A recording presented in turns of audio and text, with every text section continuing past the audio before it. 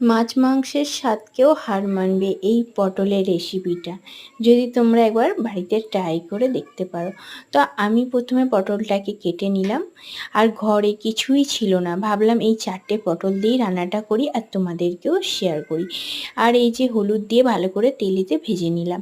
আর ওদিকে পেস্ট করে নিয়েছি কাজু কিশমিশ আর পোস্ত, আর একটা শুকনো লঙ্কা দিয়ে পেস্ট করে নিয়ে এই পেস্টটা দিয়ে দিয়েছি। আর তেলের মধ্যে একটু চিনি দিয়ে ক্যারামেল করে নিলাম, তারপরে হলুদ, লঙ্কার গুঁড়ো আর একটু মটন মশলা দিয়ে, একটু নুন, একটু চিনি দিয়ে স্বাদ মতন দিয়ে বেশ করে মশলাটাকে কষিয়ে নিলাম। আর তার সাথে একটু টমেটো সস দিয়ে দিলাম, কারণ যেহেতু আমার টমেটো ছিল না বলে তাই না টমেটো সসটাই দিয়ে দিয়েছি। আর ভালো করে কষিয়ে নিয়ে তেলটা ছেড়ে দেওয়ার পরে তারপরে পটলটাকে দিয়ে বেশ ভালো করে কষিয়ে নিলাম।